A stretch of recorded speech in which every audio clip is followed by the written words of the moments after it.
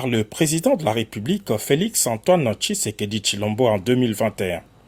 Des pavillons modernes, des entrepôts sécurisés, 10 000 étalages adaptés et des trottoirs spacieux, les nouveaux Zando à tout d'un marché moderne prêt à ouvrir ses portes pour près de 50 000 acheteurs par jour.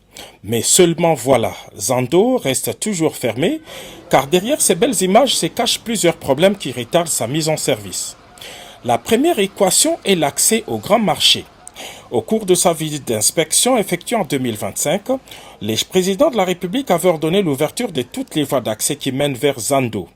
Il s'agit précisément des avenues du Plateau, l'avenue de l'École, l'avenue du Marché, l'avenue des Marais et l'avenue Roi-Kadingi complètement occupées par deux marchands. Retourné sur les lieux une année plus tard, le président de la République n'a pas caché sa désolation. Si le gouvernement provincial de Kinshasa a fourni des efforts appréciables pour construire plusieurs routes en béton armé, l'autorité urbaine n'a pas réussi à imposer son autorité face à la présence des vendeurs pirates qui ont investi toutes ces avenues. Et le chef de l'État n'a pas caché sa colère face à ces désordres.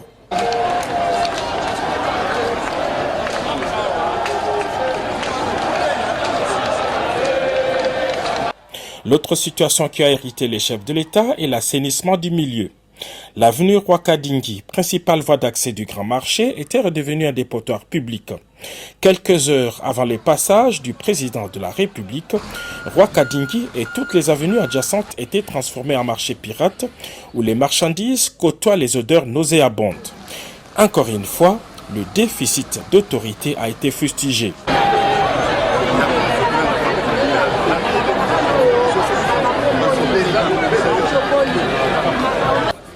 Durant toute sa visite, le chef de l'État n'a cessé de marteler qu'il ne veut plus voir un seul étalage sur la chaussée et dorénavant, quiconque s'entêterait court le risque de voir ses articles saisis. Ordre a été donné à tous les services concernés. Selon nos propres informations, les éléments de la police affectés à cet endroit se sont transformés en percepteurs de taxes illicites avec la complicité des commerçants expatriés. Face à cette impuissance, beaucoup proposent la réquisition des éléments des FARDC pour imposer l'ordre. Le plus grand défi qui retarde l'ouverture des Zando est le système d'assainissement.